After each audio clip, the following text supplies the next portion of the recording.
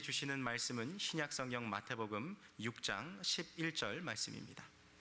제가 가진 성경으로는 신약성경 8페이지입니다. 신약성경 6장 11절 말씀입니다. 우리 하나님의 말씀 다 함께 한 목소리로 봉독하시겠습니다. 오늘날 우리에게 일용할 양식을 주옵시고. 아멘. 하나님 아버지, 매주 찾아오는 주일이지만 늘 이 자리에 앉아 있을 때 우리의 마음 가운데 말씀을 향한 기대감이 있게 하여 주시옵소서. 살아계시고 역사하시는 주님의 말씀이 성령 하나님으로 말미암아 우리 마음 가운데 역사하게 하셔서 우리의 심장이 우리 스스로를 위하여 뛰는 것이 아니라 정말 하나님을 위하여 뛸 수 있는 우리 모두 되게 하여 주시옵소서. 이 시간 다시 한번 주님의 말씀 앞에 섭니다. 하나님의 말씀을 통하여서 우리 각 사람에게 필요한 은혜가 충만히 내려지는 귀한 시간 되게 하여 주시옵소서. 감사드리며 주 예수 그리스도의 이름으로 기도합니다. 아멘. 반갑습니다. 잘 오셨습니다. 우리 전후좌우 계신 분들께 반갑습니다. 잘 오셨습니다. 함께 같이 인사하시겠습니다. 네.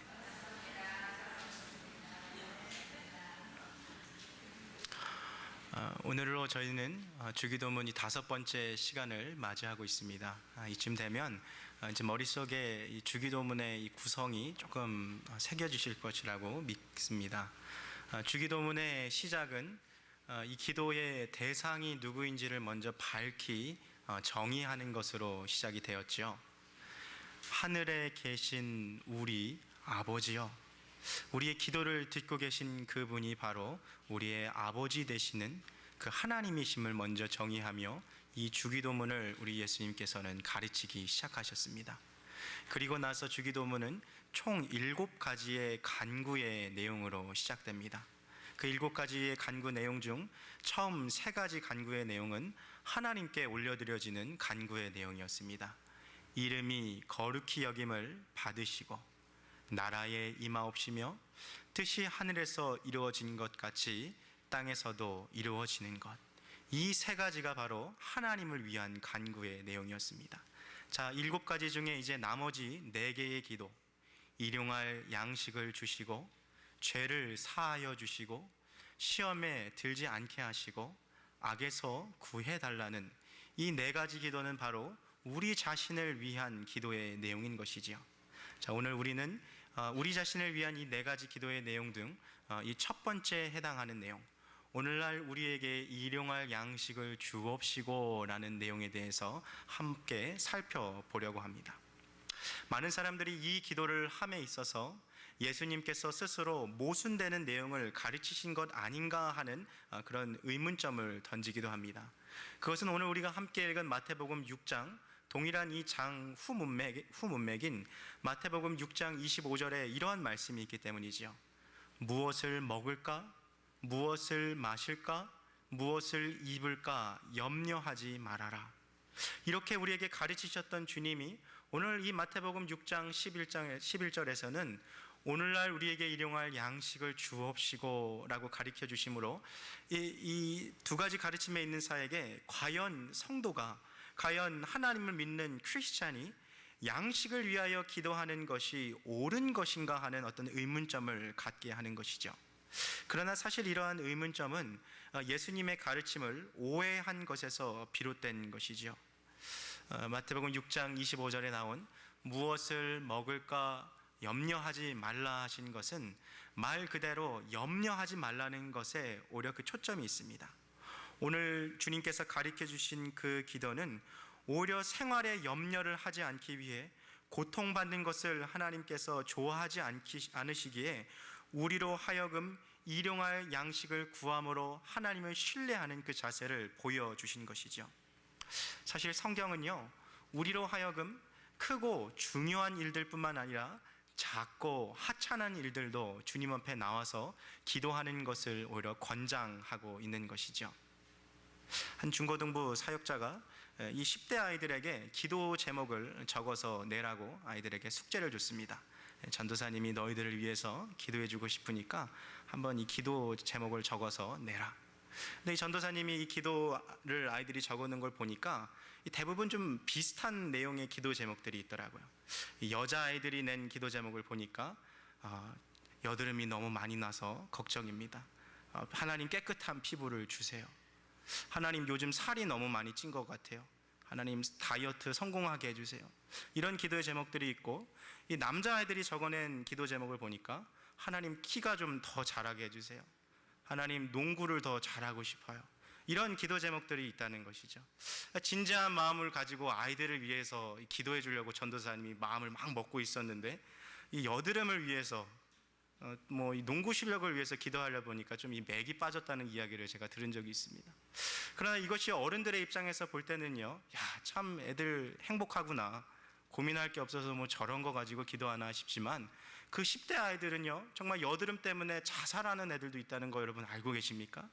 누군가가 볼 때는 그것이 작고 하찮아 보일지 모르지만 그 사람에게만큼은 그것이 매우 중요한 문제일 수도 있다는 것이죠. 하나님께 기도할 내용에 있어서 매우 크고 중요한 일이 따로 없듯이, 우리가 주님 앞에 기도하러 나아갈 때 하나님 앞에 드리지 못할 작고 하찮은 기도도 없는 것입니다. 근데 사실 우리가 기도의 자리에 나와서 기도하다 보면요, 기도해야 될 것들이 사실 너무나도 많아요. 나 자신을 위한 기도뿐만 아니라 내 배우자, 내 사랑하는 자녀들, 또 내가 열심히 일하고 있는 내 비즈니스, 구할 것들이 사실 얼마나 많습니까? 그런데 오늘 예수님께서는 이 기도의 가장 모범적이고 핵심적인 주기도문의 내용을 가르쳐 주시면서 우리에게 다름 아닌 일용할 양식을 구하라라고 말씀하고 계셨던 것이죠. 왜 예수님께서는 다른 그 무엇도 아니고 이 일용할 양식을 구하라셨을까요? 조금 전까지만 해도 고차원적인 하늘 문을 여는 것과 같은, 이름이 거룩히 여김을 받으시고 나라 임하옵시며 뜻이 하늘에서 이룬 것처럼 땅에서도 이루어지리다, 무언가 이렇게 고차원적이고 거룩한 기도를 하게 하셨던 하나님이 왜 갑자기 우리를 향한 기도를 하게 하실 때 별것 아닌 정말 이 일용할 양식을 위해서 기도하게 하셨을까요? 이 이유를 더 살펴보기 위해서 우리는 오늘 본문 가운데 쓰인 일용한 양식이라는 이 표현에 대해서 한 번 더 살펴봐야 할 필요가 있습니다. 혹시 지금 영한 성경 대조를 갖고 계신 분은 이 NIV 성경이나 KJV, King James 버전도 보시면 오늘 이 본문이 이렇게 나와 있습니다. Give us today our daily bread. 즉, 이 본문은 빵을 구하고 있는 본문이었던 것이죠. 따라서 오늘 이 본문을 우리나라의 정서에 맞게 조금 더 해석해 보자면, 하나님 오늘 우리에게 필요한 밥을 우리에게 내려주십시오, 이러한 글이 되는 것입니다. 그러나 실상 오늘 이 주기도문에 표현된 이 빵이라는 표현을 더 잘 이해하기 위해서는 우리가 한 가지 문학적인 기법이 이 기도 안에 쓰였다라는 것을 우리가 간과해서는 안 되겠습니다. 시를 읽기 좋아하시는 분들이나 혹은 문학 작품을 자주 접하시는 분들 중에는 제유법이라는 것이 무엇인지 아시는 분들이 있으실 겁니다. 쉽게 이야기하면 이런 것입니다. 한 잔치집에요, 아주 손님들이 많이 찾아왔습니다. 그러다 보니까 지금 이 밥상을 차려줄 일손들이 많이 모자르지요. 그래서 손님 중 한 사람이 그 주인 아주머니에게 많이 바쁘시죠? 뭐 도와드릴 거 없습니까? 라고 물어보면 가끔 그들이 하는 말 중에 지금 손이 매우 모자릅니다, 손이 모자라요 라는 표현을 쓰죠. 그것은 이 몸의 일부인 이 손을 정말로 표현하는 것이 아니라 이 손이라는 표현을 통하여서 일꾼, 사람, 노동력이 부족하다라는 것을 표현하는 거죠. 사물의 부분인 손을 통하여서 그 전체를 표현하는 것이 바로 이 제유법의 특징입니다. 우리가 왜 무협 영화를 보면 은둔 고수들이 이렇게 산간에 숨어 있죠. 이렇게 먼 산을 보면서 나는 강호와 인연을 끊었다, 이런 대사들이 나와요. 거기서 말하는 이 강호라는 것이요, 강과 호수라는 표현입니다. 근데 단순히 강과 호수와 절단되어서 살아간다는 것이 아니라 세상을 뜻하는 강과 호수를 말하는 것이죠. 이것이 바로 제유법입니다. 빼앗긴 들에도 봄은 오는가 라는 유명한 시에서도 봄이라는 것은 그냥 단순히 계절적인 봄이라는 것이 아니라 민족이 잃어버린 이 아픔을 표현하며 광복의 날이 올 것인가를 표현하는 것이죠. 이만큼 이런 제유법은 우리 일생활에 곳곳에서 쓰이고 있습니다. 오늘 본문 가운데서 예수님께서 오늘날 우리에게 일용할 양식을 주옵시고 Give us today our daily bread 라는 표현을 하셨을 때, 그것은 단순히 우리가 먹고 마시는 빵과 음식만을 얘기하신 것은 아닙니다. 이것은 빵이라는 것, 우리 일상생활에서 반드시 필요하고 우리가 하루하루를 살아나기 위해서는 없어서는 안 되는 삶의 총체적인 필요를 대표하는 단어인 것이지요. 종교개혁자 마틴 루터는요, 오늘 본문에 나오는 일용할 양식에 대하여서 다음과 같이 해석하였습니다. 제가 나눠드린 설교 노트 첫 번째 페이지 아래면을 보시면 나와 있습니다. 일용할 양식은 우리 삶을 위한 양식과 필수품에 속하는 모든 것들이다. 곧 음식과 의복과 신발, 집, 정원, 경작지, 가축, 돈, 재산, 올곧은 배우자와 아이들, 착한 식솔들, 강직하고 신실한 통치자들, 좋은 정부와 날씨와 평화와 건강과 품격과 명예, 좋은 친구, 신실한 이웃과 같은 것들이다. 즉 오늘 우리가 함께 읽었던 이 주기도문의 내용은 단순히 하나님 오늘 내가 먹어야 할 아침 식사, 점심 식사, 저녁 식사를 내게 주옵소서라고 구하는 것이 아니라 우리 삶에 필요한 모든 총체적인 필요의 요소들을 주님께 간구하고 있는 것이죠. 또 다른 종교개혁자인 존 칼빈 역시 마틴 루터의 이 견해를 지지하지요. 즉 우리 삶 가운데 필요한 총체적인 필요를 주님께서는 이 기도를 통하여서 우리에게 구하라고 가르쳐주고 계신 것이죠. 자, 그렇다면 오늘 본문을 다시 한번 해석하여 본다라면 이러한 의미가 될 수 있을 것입니다. 하나님 아버지, 오늘날을 살아가기에 필요한 모든 것이 주님으로부터 나오는 것을 나는 인정합니다. 주님, 그 모든 필요를 주님께서 채워 주시옵소서. 자, 그렇다면 왜 예수님께서는 우리에게 이 기도를 드리게 하셨을까요? 우리는 이 주기도문을 주님 앞에 드리면서 한 가지 의문점이 드립니다. 내가 하나님 앞에 오늘 일용할 양식을 구하지 않으면 주님이 나에게 안 주시는 것인가? 마치 하나님이 우리의 필요를 알지 못하여서 주님께 하나님 내가 이거 필요합니다 라고 기도해야만 주님께서 내가 구한 것을 주시는 것인가 하는 그런 의문점이 드는 것이죠. 요즘 이 시대는요, 이 컴퓨터나 인터넷이 워낙 발달하다 보니까 이 자가 근무하시는 분들이 많이 있죠. 이 주부분들 가운데서도 이 자기 방 안에 조그만 사무실 같이 책상을 꾸며놓고 집에서 일하시는 분들이 계세요. 아침부터 일찍 이렇게 일에 집중하여서 일하다 보면 이 밥대를 놓칠 때가 있다는 거예요. 그러면 이 어머니 방을 이 아이들이 이렇게 노크하면서 들어옵니다. 그리고 엄마 나 밥 차려줘, 나 배고파 하고 아이들이 이야기하죠. 이 밥대를 깜빡 잊어버린 거죠. 마치 우리가 하나님 앞에 나아가서 주님 일용할 양식을 주옵소서라고 기도하는 것이 하나님 앞에 노크하면서 주님 저 배고픕니다, 주님 저 이러한 필요가 있습니다, 하나님 날 좀 도와주십시오 하고 기도하는 과연 그런 것일까요? 그때 하나님이 우리의 기도를 들으시고 아차 아무개야 애야, 내가 너 밥 차려주는 거 깜빡했구나, 내가 너 도와주는 거 깜빡했구나, 그래 너가 나한테 기도하길 잘했다, 잠깐만 기다려라, 내가 널 도와줄게. 이러한 차원으로서 우리가 기도하는 것은 아니라는 것이죠. 실제로 어떤 유명한 무신론자는요, 이렇게 하나님 앞에 모든 필요를 아뢰는 기독교인들을 보고 조롱하기까지 했습니다. 기독교인들이 믿는 하나님이란 존재는 그들보다 미련하거나 아니면 그들과 비슷한 수준의 존재일 것이다. 그 말이 무슨 말이냐면 우리가 우리의 필요를 알려야만 하나님이 우리의 필요를 아시는 하나님이라면 그분은 절대로 하나님일 수 없다는 것입니다. 자, 그렇다면 왜 우리는 이미 우리의 모든 필요를 알고 계신 주님 앞에 또다시 나아가서 일용할 양식을 주옵소서 하고 구해야 하는 것일까요? 이 기도의 핵심은 여기에 있습니다. 오늘날 우리에게 일용할 양식을 주옵시고 라고 기도하는 것은 하나님 나 이게 필요합니다, 하나님 나 저게 필요합니다 라고 하나님 날 잊지 말아주세요 라고 하나님을 상기시켜 주는 것에 목적이 있는 것이 아니라 오히려 이것도 하나님으로부터 오는 것이고 저것도 하나님으로부터 오는 것이라는 그 사실을 우리가 잊지 않을 수 있도록 모든 인생의 필요의 공급이 하나님으로부터 오는 것을 우리 자신이 잊지 않기 위하여 드리는 하나님 앞에 믿음의 표현이라는 것입니다.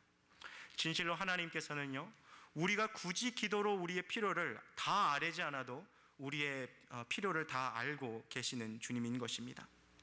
예수님께서는 이 기도를 통하여서 우리 인생의 진정한 공급자 되시는 그 하나님을 우리가 의지하고 살아가기를 원하셨던 것이지요. 그것이 바로 예수님께서 우리에게 이 주기도문을 가르쳐 주신 첫 번째 이유였던 것입니다. 예수님께서 오늘 우리에게 이 기도를 가르쳐 주신 두 번째 이유는요, 양식이 인생의 전부가 아니라는 사실을 우리로 하여금 깨닫게 하시기 위함이었습니다. 사실 오늘 이 기도는 21세기를 살아가는 현대인들에게는 그렇게 피부로 와닿는 기도가 아닙니다.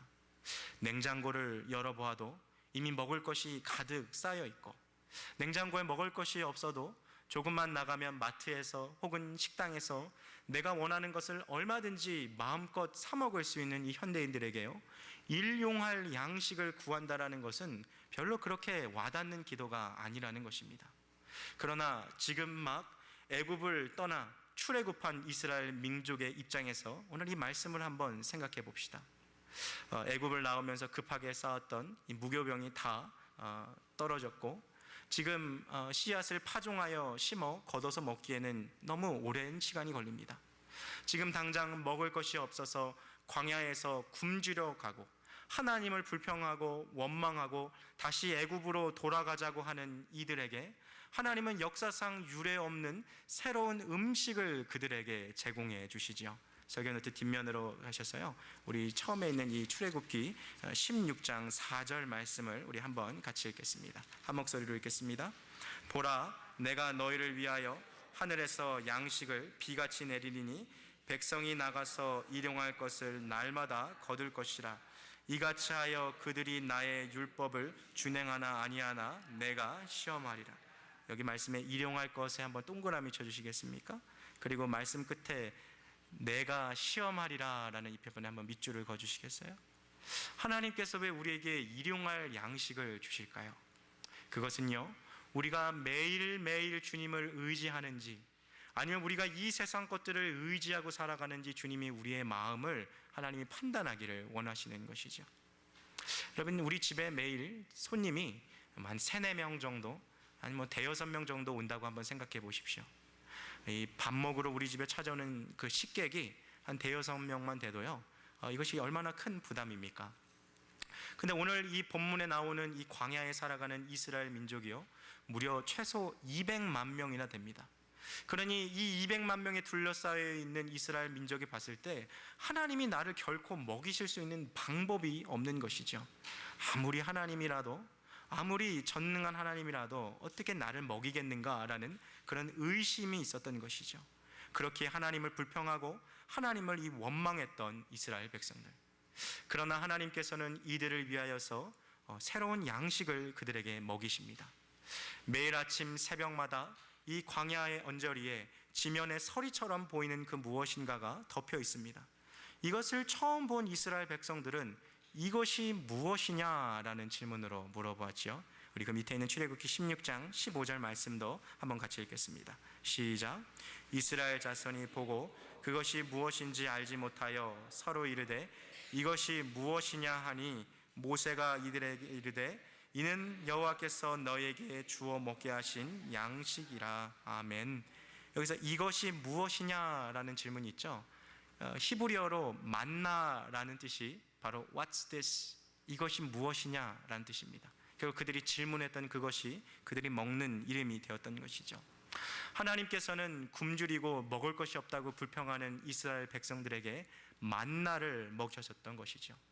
독특한 사실은요, 하나님께서 이 만나를 일주일치를 주시거나 한 달치를 미리 주시거나 1년치를 미리 다 주신 것이 아니라 일용할 분량의 만나만을 허락하셨던 것이죠. 월요일날 먹어야 하는 만나는 반드시 월요일날 다 먹어야 했습니다. 화요일까지 만나를 남기면 다음 아침날 그 만나는 썩어져 버리거나 벌레가 먹어서 악취가 나게 만드셨던 것이죠. 하나님을 신뢰하지 못했던 이스라엘 백성들 가운데는 어떠한 사람들은 오늘 먹을 것, 내일 먹을 것, 또 그 다음날 먹을 것까지도 욕심을 내서 다 가져왔습니다. 그러나 그것은 악취가 나고 벌레가 먹어서 결국에는 먹을 수 없게 만들었던 것이죠. 하나님께서는 오늘을 살아가는 이스라엘 백성들에게 오늘의 이 필요가 주님으로부터 온다라는 것을 신뢰할 수 있도록, 인생이 양식 그 자체만을 위해 살아가는 것이 아니라 이 양식을 주시는 분이 계심을, 그 하나님을 바라볼 수 있도록 그들에게 이러한 이 만나를 허락하셨던 것이죠. 우리 신명기 8장 3절 말씀도 한번 같이 읽겠습니다.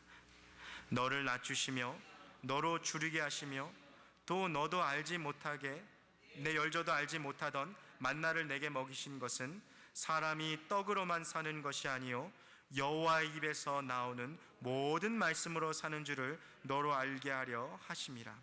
만약 하나님께서 이 만나를 다 1년치를 주셨다면 이들은 하나님을 그렇게 의지하지 않았을 것입니다.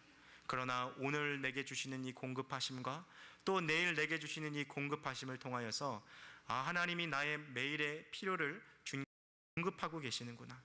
그렇다면 내가 오늘 이 하루를 양식을 위하여 살아가는 것이 아니라 나를 위하여 모든 것을 준비하시고 예비하시는 그 하나님을 위하여 살아가는 것이구나. 사람이 떡으로만 사는 것이 아니요 하나님의 입에서 나오는 모든 말씀으로 살아가는 것이구나를 깨닫게 하시기 위하여 그들에게 일용할 만나를 허락하여 주셨던 것이지요. 오늘 하나님께서 우리에게 주시는 이 생명의 양식이 또한 있습니다. 예수님께서는 일용할 양식을 구하게 하심으로써 이 양식 그 자체만을 위하여 살아가는 것이 아니라 우리의 모든 필요와 생명을 위하여 살아가게 하셨던 것이죠. 자, 그런데 이 주기도문을 해석할 때요, 사실 오늘 본문이 얼마나 중요한 본문인지요, 이 본문을 통하여서 많은 교단이 파생됐고 많은 신앙단체가 파생됐고 오늘 이 본문을 어떻게 해석하느냐에 따라서 그 사람의 신앙생활의 전반적인 컬러가 달라질 만큼 오늘 이 본문은 너무나도 중요한 것입니다. 제가 이 본문을 해석하고 있는 대다수의 사람들의 입장을 한번 설명해 보도록 하겠습니다. 그들은 오늘날 우리에게 일용할 양식을 주옵시고라는 이 본문을 해석하면서 오늘 하루 살기에 충분한 양 이상을 가지는 것을 죄로 생각하는 그런 경향이 있습니다.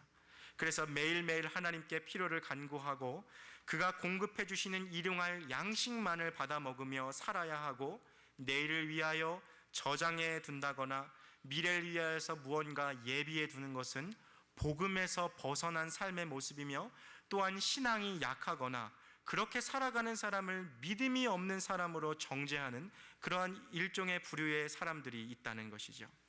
실제로요, 어느 한 집사님은요 정말 안정적인 직장에 다니고 있습니다. 누가 봐도 참 좋은 직장에 다니고 계신 분이에요.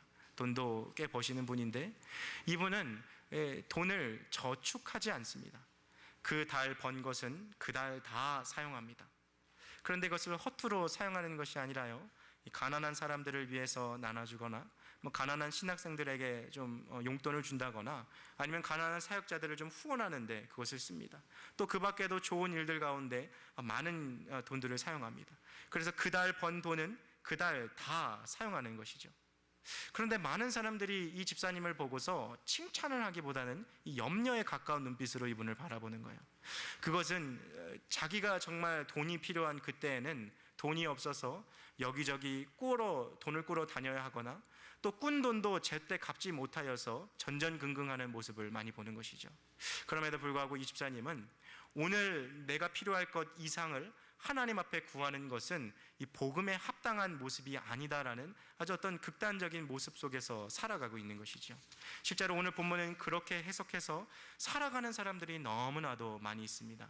그러나 예수님께서 우리에게 이 본문을 주신 이유는요, 우리가 오늘 번 것을 다 사용하는 거기에 초점이 있는 것이 아닙니다. 내가 가진 것에 만족하고 내가 가진 것에 감사하는 것 자체는 옳은 일이지요. 그러나 그것을 내일까지 남기지 않고 다 사용하는 것 자체가 주님께서 우리에게 주기도문을 주신 참된 의미는 아닙니다.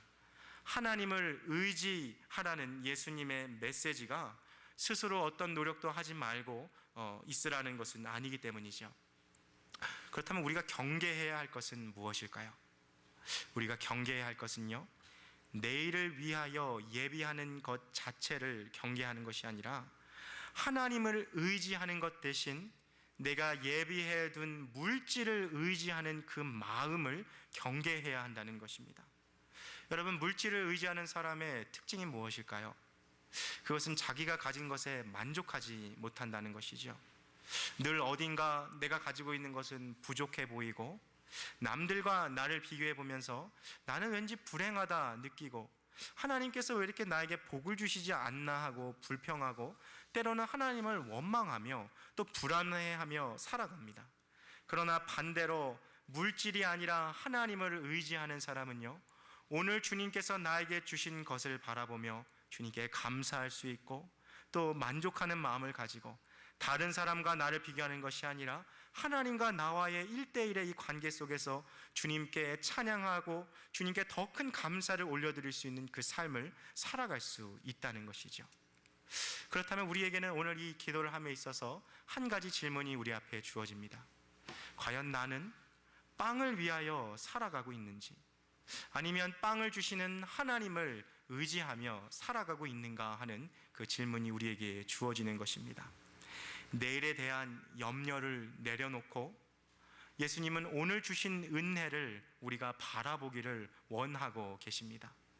저 푸른 하늘을 나는 새들은요, 심지도 않고 또 거두지도 않고 길쌈하여 수고하지도 않습니다. 그러나 새가 굶어 죽는 일이 없는 것은 우리 하나님께서 이 새들을 다 먹이시기 때문이죠. 성경은 우리에게 이렇게 이야기합니다. 하물며 너희일까 보냐, 믿음이 적은 자들아. 빵을 의지하고 살아가는 것이 인생의 목적이 아니라 오히려 하나님께서 우리에게 주신 이러한 양식에 감사하고 살아가는 것, 그러한 신앙의 자세를 오늘 예수님께서는 우리에게 가르쳐 주시기를 원하셨던 것이죠. 내일을 예비하며 살아가는 그 물질 자체를 의지하고 살아가는 것이 아니라 오늘 우리에게 주신 그 놀라운 넘치는 복을 감사하며 만족하며 누리며 하나님과 깊이 있는 기쁨이 있는 교제를 나누며 살아가는 것, 그러한 신앙생활의 모습이 우리 모든 사람 가운데 있으시기를 주님의 이름으로 축복합니다. 이 시간 함께 같이 기도하시겠습니다.